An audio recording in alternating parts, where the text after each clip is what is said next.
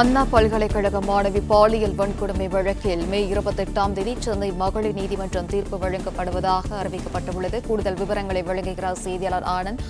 வணக்கம். இந்த வழக்கின் விவரம் என்ன? வணக்கம். சென்னை அண்ணா பல்கலைக்கழக மாணவி பாலியல் குற்றச்சாட்டப்பட்ட அந்த வழக்கில் குற்றம் சாட்டப்பட்ட ஞானசேகரனுக்கு எதிராக வருகிற 28ஆம் தேதி தீர்ப்பளிக்கப்படும் என சென்னை மகளிர் நீதிமன்றம் அறிவித்திருக்கிறது.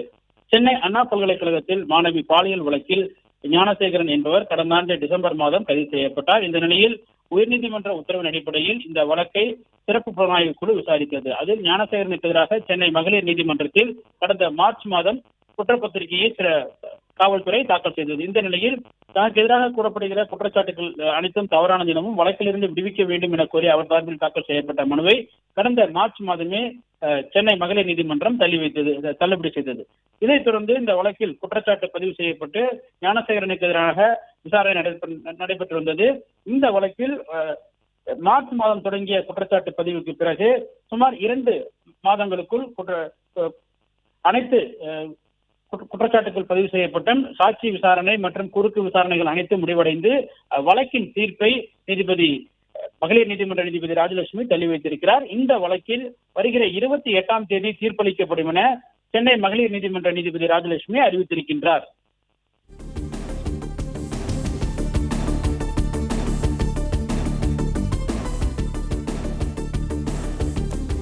அண்ணா பல்கலைக்கழக மாணவி பாலியல் வன்கொடுமை வழக்கில் மே 28ஆம் தேதி சென்னை மகளிர் நீதிமன்றம் தீர்ப்பு வழங்கப்படும் என்று அறிவிக்கப்பட்டுள்ளது.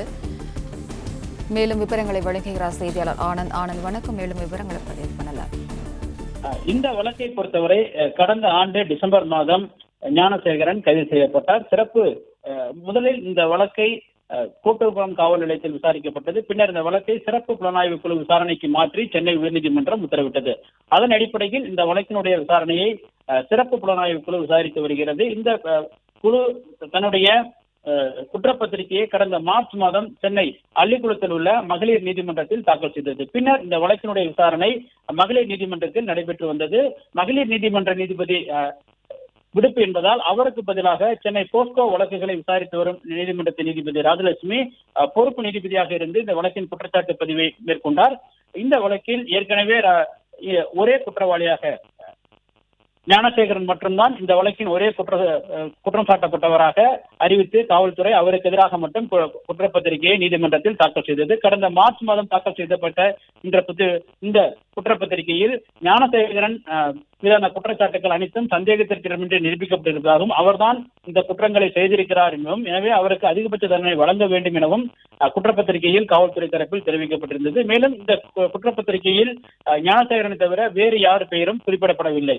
இந்த வழக்கிலிருந்தே விடுவிக்க வேண்டும், ஏனென்றால் தமக்கு எதிராக கூறப்படுகிற குற்றச்சாட்டுகள் அனைத்தும் உள்நோக்கத்துடன் இருப்பதாகவும் தமக்கு எதிரான குற்றச்சாட்டுகள் ஆதாரமில்லாத குற்றச்சாட்டுகள், எனவே வழக்கிலிருந்து தன்னை விடுவிக்க வேண்டும் என கூறி ஞானசேகரன் சார்பில் கடந்த மார்ச் மாதமே மனு தாக்கல் செய்யப்பட்டது. ஆனால் அந்த மனுவை விசாரித்த சிறப்பு நீதிமன்றம் மனுவை தள்ளுபடி செய்து உத்தரவிட்டது. ஏனென்றால் குற்றச்சாட்டுகளுக்கான முகாந்திரம் இருப்பதால் வழக்கிலிருந்து விடுவிக்க முடியாது, வழக்கை எதிர்கொள்ள வேண்டும் என தெரிவித்து ஏற்கனவே ஞானசேகரனுடைய மனுவை விடுவிக்க கோரிய மனுவை தள்ளுபடி செய்து கடந்த மார்ச் மாதம் உத்தரவிட்டது. அதன் பிறகு மார்ச் மாதத்திற்கு பிறகு இந்த வழக்கினுடைய குற்றப்பத்திரிகை அடிப்படையில் குற்றச்சாட்டு பதிவு செய்யப்பட்டு வழக்கினுடைய சாட்சி விசாரணை தொடங்கியது. சாட்சி விசாரணை என்பது சுமார் 2 மாதங்களில் இந்த வழக்கின் சாட்சி விசாரணை முடிவடைந்தது. தினந்தோறும் அடிப்படையில் இந்த வழக்கின் சாட்சி விசாரணைகள் நடைபெற்று வருகிறது. கடந்த மாதம் தொடங்கிய சாட்சி விசாரணை என்பது அதிக அளவிற்கான காலங்கள் எடுத்துக்கொள்ளாமல் தினந்தோறும் அடிப்படையில் சாட்சிகள் விசாரணை நடத்தப்பட்டது. மேலும் இந்த வழக்கின் மே மாதத்தின் நீதிமன்ற விடுமுறை நாட்களிலும் சிறப்பு நீதிமன்றம் செயல்பட்டு வழக்கினுடைய சாட்சி விசாரணை என்பது தினந்தோறும் அடிப்படையில் நடைபெற்றது. இந்த வழக்கின் சாட்சி விசாரணைகள் அனைத்தும் முடிவடைந்ததற்கு பிறகு இந்த வழக்கின் குற்றம் சாட்டப்பட்டவருக்கு எதிராக அந்த இறுதி வாதங்கள் வழக்கறிஞர்கள் மற்றும் அரசு தரப்பு வழக்கறிஞர்களின் இறுதி வாதங்கள் நடைபெற்றது. அந்த இறுதி வாதங்கள் அனைத்தும் முடிவடைந்து இரு தரப்பினரும் எழுத்துப்பூர்வமான பதில் வாதங்களை நீதிமன்றத்தில் தாக்கல் செய்தனர்.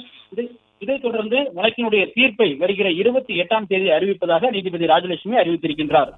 பிளே ஸ்டோர் மற்றும் ஆப் ஸ்டோரில் இருந்து பாலிமர் செயலியை QR கோடு மூலம் பதிவிறக்கம் செய்யுங்கள். செய்திகளை உடனுக்குடன் பெறுங்கள்.